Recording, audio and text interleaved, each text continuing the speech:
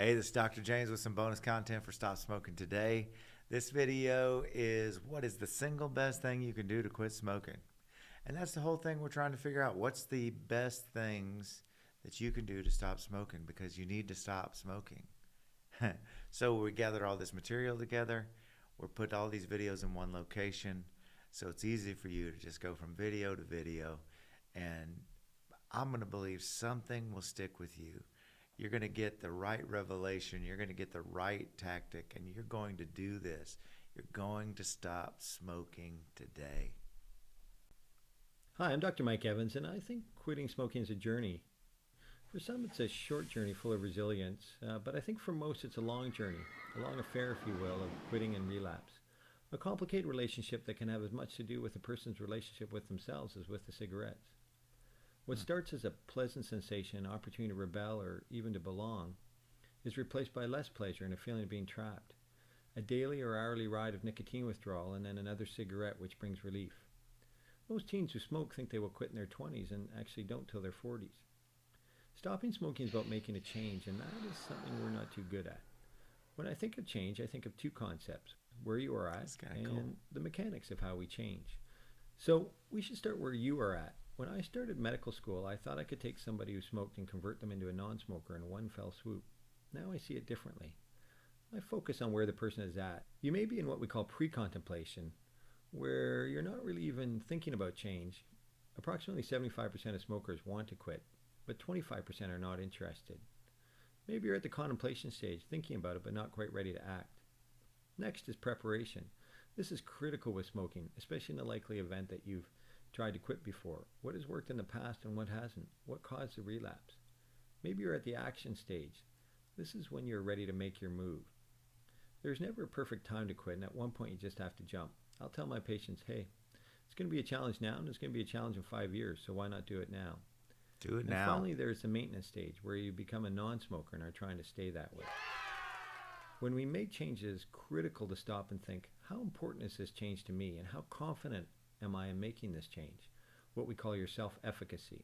Your job is to be honest. My job is to see if I can move your scores towards 10. The second concept is about the different parts of change. So there's the what.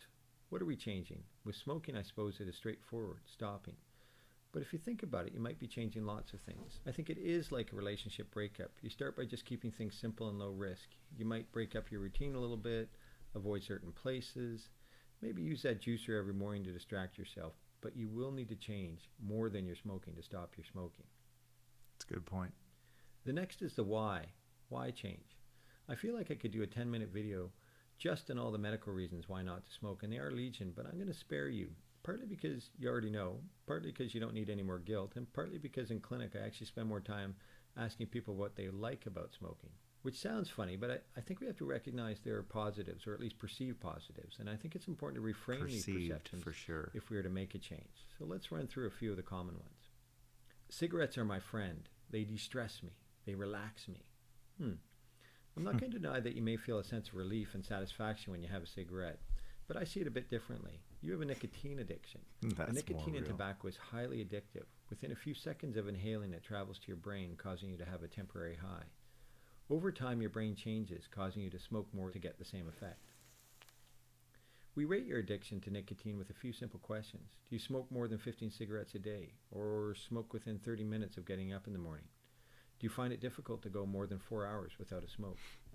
The power of nicotine comes from the repeated small doses you give yourself when you smoke. It may seem innocent at first, but if you take 15 puffs from a cigarette and smoke, say, 20 cigarettes a day, that's 300 drug doses a day. You think smoking relieves your stress or is satisfying, but it actually isn't. The cigarette is just making your nicotine addiction go away. Smoking doesn't make your concentration better. It just calms your nicotine receptors' cry for more. Smoking makes your heart beat faster, increases blood pressure and breathing. These are all symptoms of stress, not stress reduction. Let me repeat that. The cigarette just reduces your nicotine stress, not your real stress. Wow. That's powerful. I've got a lot of trigger times. Coffee, sex, meals, certain people, break times, telephone calls, the car. There are a lot of triggers you're going to have to prepare for. You got to change your coffee routine, plan something to do right after meals, throw out your car ashtray. I have no advice on sex, but make a plan for breaks or the telephone with lots of distractions. Know that when you have a hunger or caffeine or other types of pangs, you also have a nicotine pang that needs to be satisfied. You have associated these, but they're actually separate.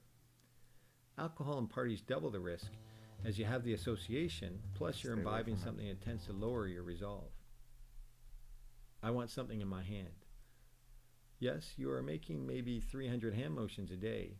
You may need to replace this by chewing gum or chewing on a straw or a cinnamon stick or playing on your cell phone to keep your hands busy to replace this daily habit.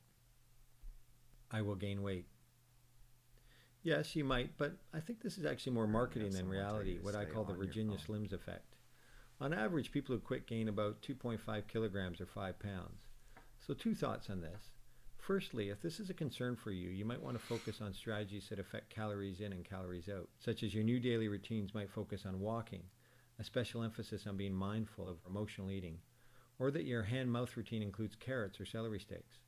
My second point is about perspective. A possible 5 pounds may be important from a vanity perspective, but from my doctor perspective, the health return is spectacularly higher when you stop smoking. Sure. Remember, we said smoking was a relationship. Part of the healing of stopping a damaging relationship is starting new healthy relationships. So now is the time to start a deeper relationship with your bicycle or salads or walking or gardening or your supportive friends. Next is the how. What are the skills required to change? How do I change with the emphasis on I? So what works? Well, let's start with willpower. It's a strange word. On the one hand, it permeates behavior change and all the interventions we talk about. It's also a word I don't love as people see it as black and white. If a person succeeds, they have willpower, and if they fail, they have no willpower. The science of willpower in smoking gives a mixed message. Approximately 5% of smokers who try to quit cold turkey achieve prolonged abstinence for 6 to 12 months, with most relapsing in the first 8 days of attempting to quit. On the other hand, most people who quit do so unassisted. Maybe 2/3 to 3/4 of people do so by themselves. Reconciling these two stats reveal the natural history of smoking cessation, that, quote, failures are part of this process and can be seen as dress rehearsals for the eventual success. Another key pearl here is the data which tells us that our perception of the quitting smoking experience is often much darker than reality. In a British study of people who were surveyed about their quit experience, 53% said that it was not at all difficult to stop. 27% said it was fairly difficult, and the remainder found it very difficult. So to summarize, you can do it by yourself, and it may be less difficult than you think. On the other hand, it looks like your chances are better if you layer on some other tactics. So if you fail, try again and think about adding another strategy. Some say there are 2 types of cigarettes, those that are dealing with your nicotine addiction and those that have become part of a routine. So let's see what works for both these types of cigarettes. Let's start with treatments that have not been proven effective and where you may be wasting your money. Now, some of my patients have found they help, and to be honest, if they stop your smoking, I suppose I don't really care. But under this category, I put laser therapy, acupuncture, and hypnosis. When we compare these treatments to a placebo or just compare them to the quit rates of people on waiting lists, the rates don't appear to be improved. Next is medications to help stop smoking. The data shows that medications, especially when combined with behavioral support, can double your chance of success.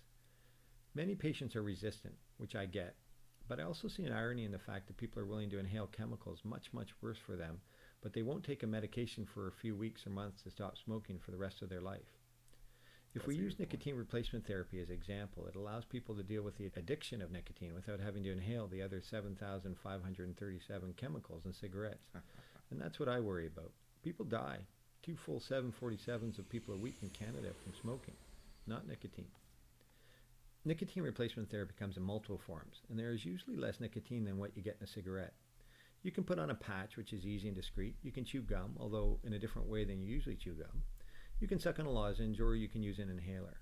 The patch gives you a nice baseline nicotine level to lower your cravings. The latter 3 offer the advantage of flexible dosing when you have a nicotine craving, and a familiar routine of opening packages and putting something in your mouth. Important things people need to know about nicotine replacement therapy are, firstly, you can design your own nicotine program. You do not need a prescription. Prefer the patch and then the gum or lozenge or inhaler for breakthrough cravings? Great. Maybe you smoke under 10 cigarettes a day and just want to use the gum when you need it. Your pharmacist can really help here. People get a bit confused with the cost. NRT is generally cheaper than smoking, but you might be buying a month at once. Money-wise, of course, it's a no-brainer. A pack a day is maybe $3,600 a year. Imagine what you would do with that money. Imagine what you would do with 10 years of that savings. Secondly, with nicotine replacement, you can stop cold turkey, or you can wean down your smoking. Taking nicotine and smoking together does not increase your risk of heart attacks. Smoking does. You probably started smoking gradually, and I guess the same can be true of stopping. If you feel you need another month of NRT, then that's fine. I'm not going to go into details of pills for smoking cessation, but I will give you a quick overview of the two most known ones. The first is Zyban or bupropion. It started just as an antidepressant, and then users found their desire for smoking dropped and they were able to quit more easily. Champix or Chantix in the US is varenicline, and it is a newer option that may be even more effective, but also has some side effects that may make it not for everyone. You can discuss these options with your doctor or other healthcare provider, as the counseling needs to be individualized. The final approach is the behavioral interventions. I covered some of this ground, but I don't think people realize how many fantastic resources are out there for them. Governments make a lot of money from people who smoke, and they funnel into superb programs. You want a text message, a supportive email, you want expert counseling, want to be connected with other people going through the same thing, or who have just been there. Or maybe you just want to talk to someone. Go online, call the helpline, buy the book, get the message. In the first months following quitting, I want you to prepare for the roadblocks of risk and stress. So avoid high-risk situations. You know what they are. You might want to tell the people involved in advance. And I want you to focus on stress reduction. Stressful things are going to happen to you, but you create the stress. Tell people, hey, I'm quitting smoking this month, so what's the least stressful strategy that works? I also get people to think about the 3 A's. Avoid situations you know are stressful for you. That's good. Alter expectations. So when you look at your to-do list, be realistic. Manage expectations up front before it's stressful. And the final A is acceptance. If we use driving as an example, traffic jams, bad drivers, and flat tires happen. Take a deep breath, focus on what you can control, and accept what you can't. Now, let's say you quit smoking. That's excellent. You've broken up. So what now? Well, first of all, you're great. Secondly, there's going to be some ups and downs. More ups, especially after you get through the first months. But some of the things to expect with nicotine withdrawal are cravings, and these don't follow a perfect line. Headaches, nervousness, irritability, trouble sleeping, and you may want to eat more, so have some healthy foods ready. And also people tend to have more of a cough as their lungs self-clean. Finally, the Japanese have a proverb that success is falling down 7 times and getting up 8 times. If you get derailed, don't feel guilty.